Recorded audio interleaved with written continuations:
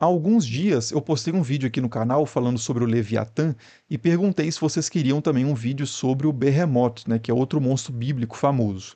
E vocês disseram que sim, então hoje a gente vai falar sobre o Behemoth. E eu vou dividir esse vídeo aqui em 5 perguntas.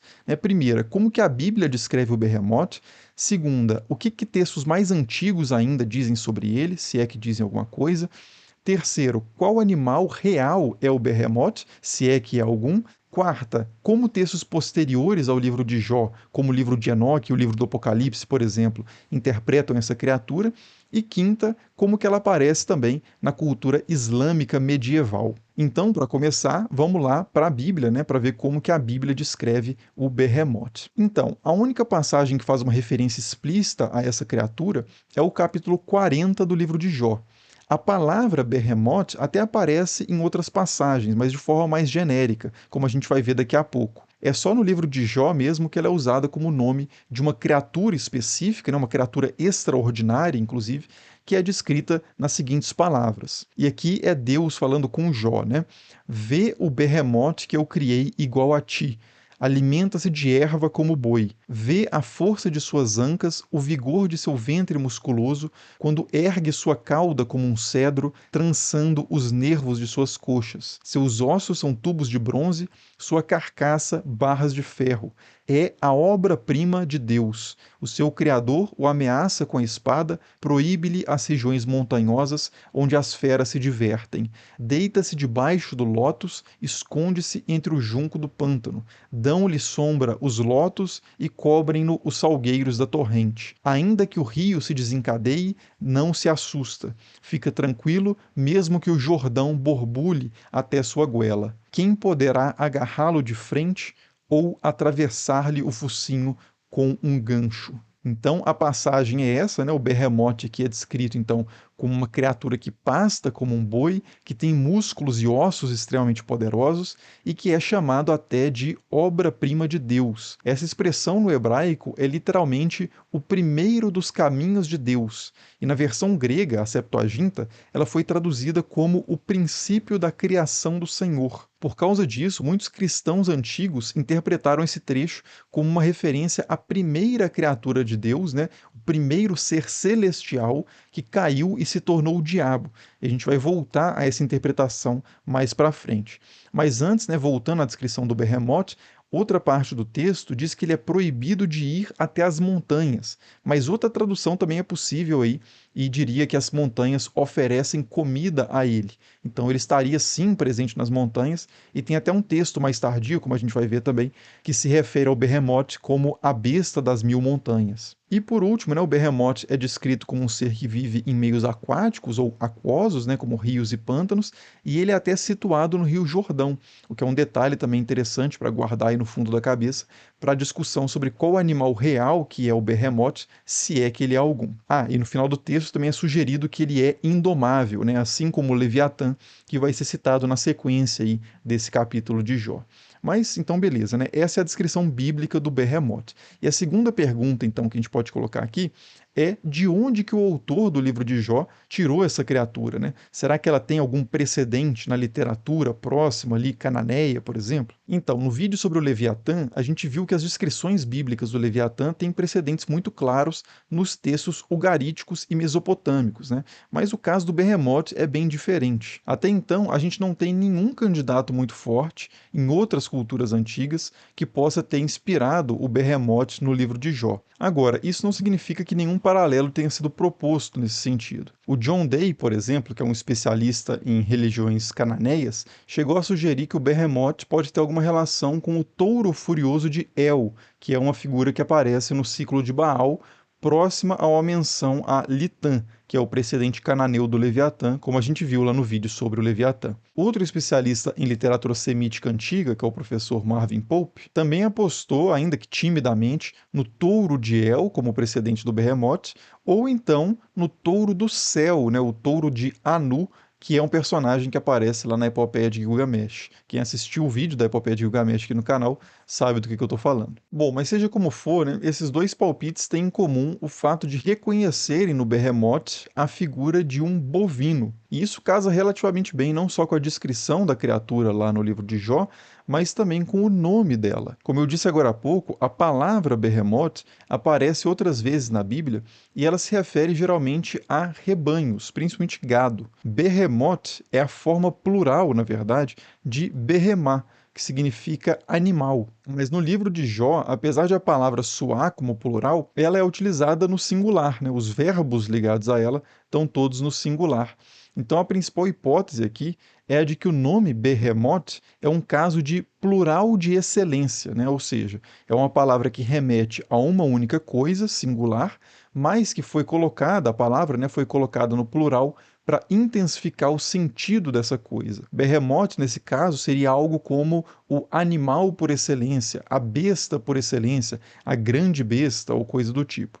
E, de novo, né, como Behemoth no plural normalmente significa gado, a gente poderia também traduzir o Behemoth no plural de excelência como o bovino por excelência ou o grande bovino. Agora, talvez você esteja pensando, né? E aquele detalhe de que o Behemoth vive nos pântanos e nos rios? Isso não eliminaria a possibilidade dessa criatura ter sido inspirada num bovino? Então, na verdade, não, né? Pelo contrário, talvez até possa dificultar a interpretação do Behemoth como sendo um boi doméstico. Mas um bovino muito comum na Ásia, de forma geral, e que poderia ser visto até no Rio Jordão, né, onde o livro de Jó situa especificamente o Behemoth, é o chamado búfalo d'água. Esse é um animal que pode ser visto tanto em terra seca quanto em pântanos e rios, e ele se alimenta de erva, como boi, como diz lá o texto, e tem uma cauda longa que pode ter inspirado a comparação com o cedro do Líbano, né? E certamente não é um animal fácil também de se enfrentar, o que pode ter inspirado essa questão de ninguém poder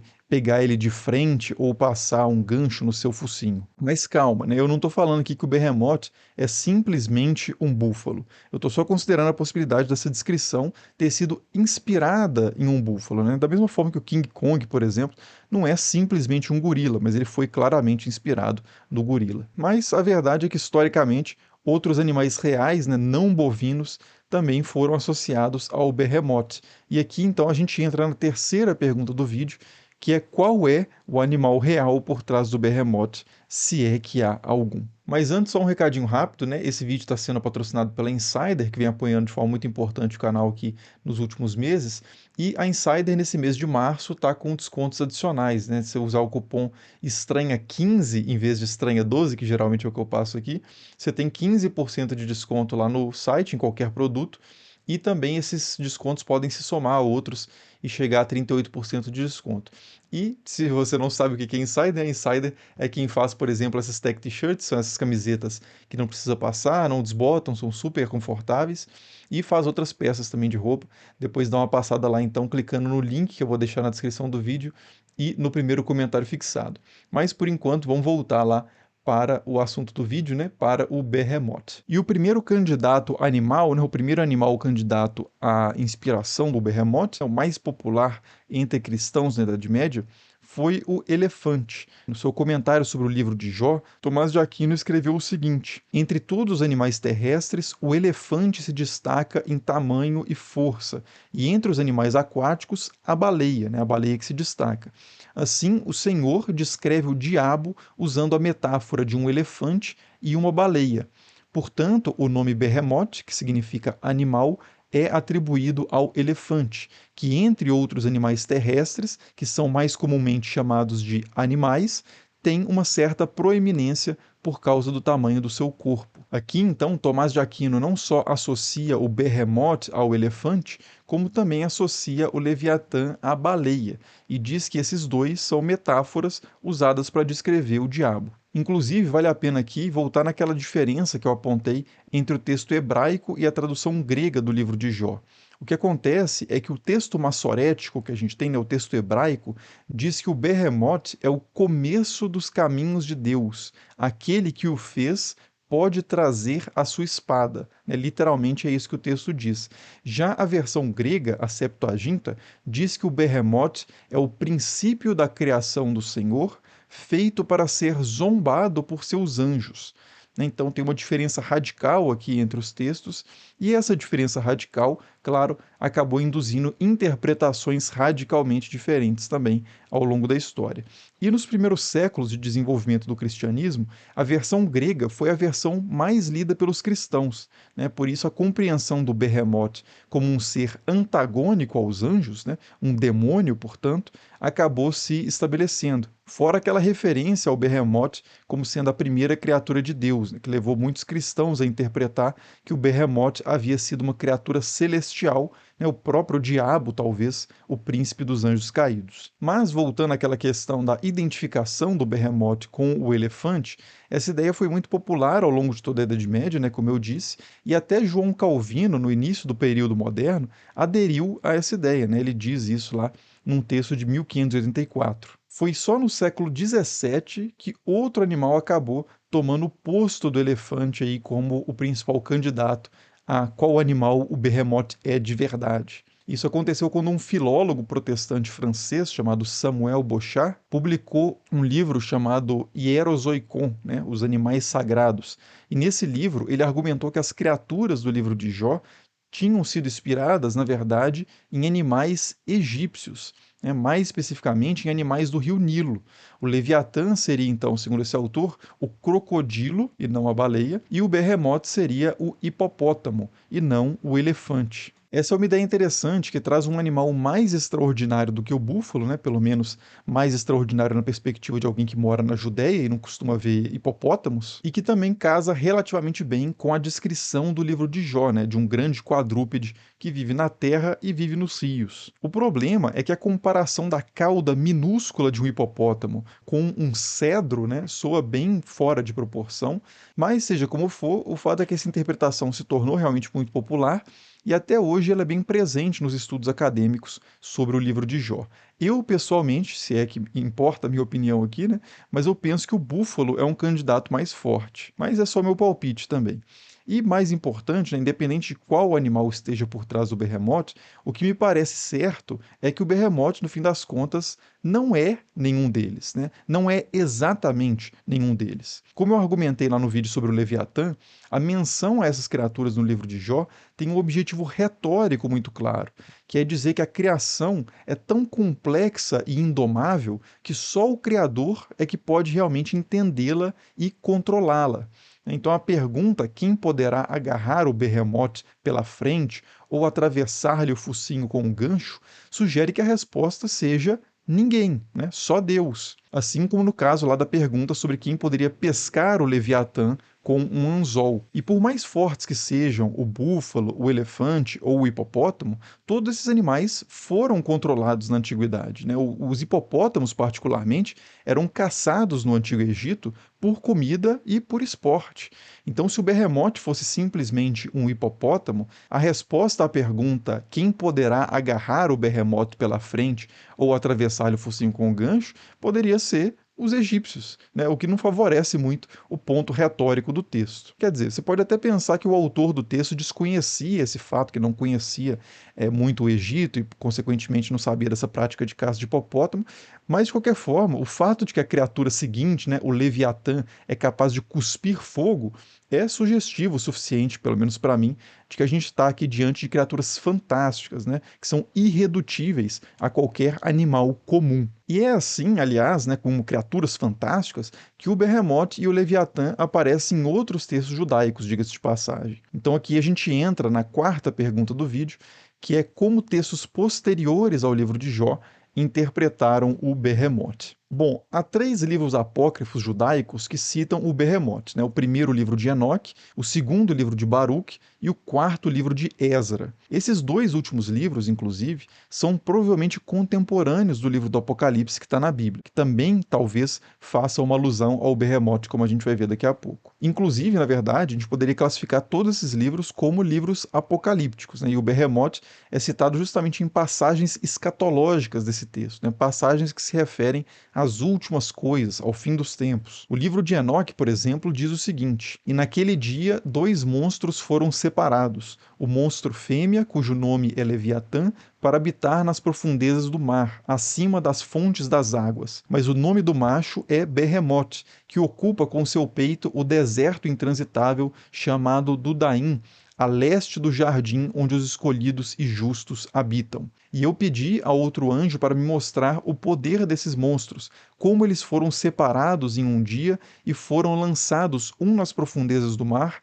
e outro no terreno seco do deserto. E ele disse para mim: Aqui, filho do homem, você deseja saber o que está escondido. E o anjo da paz que estava comigo disse: Esses 2 monstros, preparados de acordo com a grandeza do Senhor, fornecerão comida para os eleitos e os justos. Esse texto é bem enigmático, como todo o livro de Enoque, mas a imagem superficial aqui é relativamente simples, né? Deus criou 2 monstros, uma fêmea e um macho, né? A Leviatã e o Behemoth, e cada um deles foi colocado em um espaço que representa o inóspito, o caótico, o indomável, que é o mar e o deserto. Inicialmente parece que eles viviam juntos, inclusive pelo texto, mas eles acabaram sendo separados para novos lugares. E no fim dos tempos, ainda segundo o texto, esses monstros serão servidos no banquete dos eleitos e dos justos. Bom, o segundo livro de Baruque, que é datado por volta ali do período da queda do segundo templo de Jerusalém, depois do ano 70, diz uma coisa muito parecida também. Ele diz o seguinte, que no dia do juízo, Behemoth se revelará de seu lugar e Leviatã virá do mar, os 2 grandes monstros que criei no quinto dia da criação e que terei mantido até aquele tempo, e serão alimento para todos os que restarem. E o quarto livro de Esdra, outro apócrifo da mesma época, repete essa história. Então tu, Deus, preservaste 2 seres viventes que criaste. O nome de um chamaste de Behemoth e o outro Leviatã. E tu os separaste um do outro, pois a 7ª parte onde a água tinha sido reunida não podia contê-los ambos. E tu deste a Behemoth uma das partes que tinha secado no terceiro dia para viver nela, onde existem 1000 montanhas, mas a Leviatã deste a 7ª parte das águas, e tu os mantiveste para serem comidos por quem tu quiseres e quando quiseres. Repare então que esses textos situam a criação do Leviatã e do Behemoth no quinto dia da criação e dizem que eles foram separados um do outro porque eram grandes demais para dividirem o mesmo espaço.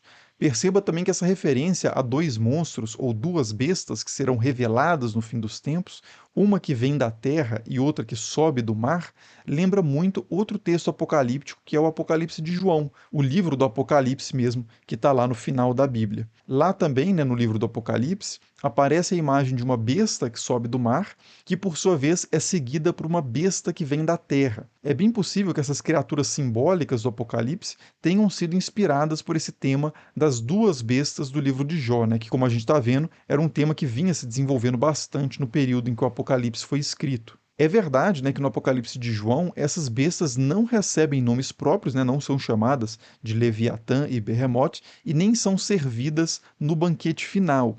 Né? Aliás, sobre a questão de serem servidas num banquete, elas quase são até, né? Mas a cena é diferente. É que no livro do Apocalipse tem uma parte em que um anjo convoca as aves do céu para o grande banquete de Deus, para comer carne de reis, carne de capitães, carne de poderosos, carne de cavalos e cavaleiros, carnes de todos os homens, livres e escravos, pequenos e grandes. A imagem aqui, né, é a de corpos expostos num campo de batalha sendo comidos por aves carniceiras, né? Esse é que é o banquete referido aqui. E como essa imagem faz referência à derrota dos adversários de Deus no combate escatológico, e como a besta que sobe do mar e o falso profeta, que corresponde à besta que vem da terra, são vencidas, né, essas 2 bestas nesse combate, a gente poderia imaginar aqui que essas bestas estariam sendo servidas sim no banquete de Deus do livro do Apocalipse. Mas, na verdade, o que o texto diz é que essas bestas serão lançadas no lago de fogo logo depois da batalha, então só os outros vencidos é que serão servidos de fato nesse tal banquete de Deus oferecido às aves do céu. Bom, mas de qualquer forma, os paralelos entre o imaginário do Apocalipse de João e dos apócrifos judaicos, né, com todas essas imagens de reversão, de poderosos sucumbindo, de vencedores sendo vencidos e de devoradores sendo devorados, ainda parecem bem significativos, né, esses paralelos entre esses diferentes livros apocalípticos.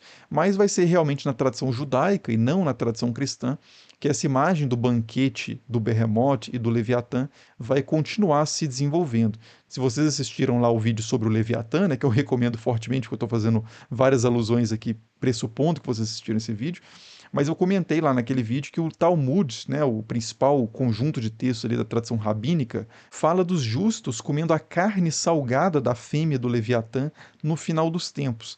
E essa é só uma de várias referências sobre esse tema nos textos rabínicos. Há outras passagens ainda também bem curiosas, né? Por exemplo, segundo alguns rabinos, o abate do Leviatã e do Behemoth vai acontecer com um enfrentando o outro. O texto diz que os judeus, que não podiam assistir aos combates de animais, que eram muito comuns ali no mundo romano, vão poder sim assistir ao maior combate de animais de todos, que vai acontecer no mundo vindouro, que é justamente a luta entre o Behemoth e o Leviatã. E essa luta vai acabar com um animal matando o outro, né? A partir do cadáver, então, desses dois animais é que serão servidas as carnes lá escatológicas. E essa ideia de que o Behemoth e o Leviatã vão compensar, de certa forma, né, no mundo vindouro, certas restrições que os judeus tiveram que seguir neste mundo, também pode ser vista em outro texto, que diz que, como compensação pela proibição de comer certos peixes, o Leviatã poderá ser comido no mundo vindouro. Como compensação pela proibição de comer certas carnes vermelhas, o Behemoth poderá ser comido. E como compensação pela proibição de comer certas aves, o Ziz poderá ser comido. Pois é, né? Tem outra criatura ainda, uma terceira criatura, que se junta ao Behemoth e ao Leviatã na tradição rabínica, que é o tal do Ziz, a ave gigante. Mas a gente vai deixar essa aí para outro vídeo. Bom, e por fim, né, uma última coisa sobre o Behemoth que vale a pena mencionar aqui nesse vídeo é que ele acabou entrando também na cultura islâmica medieval, né, juntamente com o Leviatã. Em alguns tratados persas e árabes de cosmografia, a Terra é descrita como sendo suportada por um anjo, que é suportado por um boi, que é suportado por uma baleia. Esse esquema tem algumas variações, mas são basicamente esses mesmo os elementos. E o boi é chamado de Kibutan e a baleia é chamada de Bahamut. Então, assim, soa muito familiar, né? O que provavelmente aconteceu aqui foi uma corruptela, né? Uma transformação ali, uma corrupção do nome no processo ali de transmissão histórica desses nomes e uma inversão desses nomes também das bestas que aparecem lá no livro de Jó, né? O Kibutan é provavelmente o Leviatã e o Bahamut é provavelmente o Behemoth. Aliás, o contrário, né? O Kibutan é o Behemoth, o bovino, e o Bahamut é o Leviatã, a baleia. E só para dar um exemplo de um texto que traz essa ideia, a gente poderia citar o Histórias dos Profetas, que é um texto árabe do século XI, que diz o seguinte: Deus criou um peixe enorme, o qual ninguém pode contemplar, porque é gigantesco e tem muitos olhos. Disse até que se todos os mares fossem colocados em uma de suas guelras, seria como uma semente de mostarda no deserto. Esse peixe, Deus ordenou que fosse um apoio para o touro, e assim foi feito. O nome do peixe é Bahamut. Então ele, Deus, fez como seu lugar de apoio as águas abaixo, onde está o ar, e abaixo do ar está a escuridão, que é para todas as terras. Lá, sob a escuridão, termina o conhecimento das coisas criadas. Então, o esquema aqui é a terra em cima do touro, que está em cima do peixe, que está em cima das águas, que está acima do ar, que está acima da escuridão, que está acima de algo que ninguém mais sabe o que é. Né? Essa imagem, inclusive, lembra bastante aquele tema indiano do mundo em cima de elefantes, né, que por sua vez estão em cima de uma tartaruga e por aí vai, né? Turtles all the way down, né, como diz no jargão da filosofia. Bom, mas beleza, né? Essas são algumas coisas então sobre o Behemoth. Em resumo, então, inicialmente essa criatura apareceu ali no livro de Jó como uma espécie de monstro quadrúpede indomável, que foi interpretado como sendo inspirado em um bovino, um elefante e um hipopótamo durante, respectivamente, a Antiguidade, a Idade Média e o período moderno. E entre cristãos, ele foi visto muitas vezes como um símbolo que representava o diabo, né, ou suas forças auxiliares de forma mais abstrata. E no judaísmo rabínico, ele foi uma criatura associada principalmente às esperanças escatológicas do mundo vindouro, e depois alguns autores árabes também incorporaram essa criatura à sua imaginação do mundo. E por aí foi, né? Porque a história continua, como eu disse lá no outro vídeo, até chegar então à banda de metal, né? Behemoth, a invocação mais poderosa do Final Fantasy também, o Bahamut, passando, claro, pelo livro do Thomas Hobbes, complementar ao Leviatã, que é o Behemoth. Mas enfim, né? Aí já são fenômenos mais modernos. Eu preferi focar nesse vídeo na tradição principalmente antiga e medieval. E ficou faltando falar só sobre a ave gigante agora, né, que é o Zis, mas por enquanto é isso, né? Vamos fechar aqui no Behemoth. Como sempre, as referências consultadas estão aí na descrição do vídeo para quem quiser se aprofundar nesse assunto. Muito obrigado por assistir e até a próxima. Falou!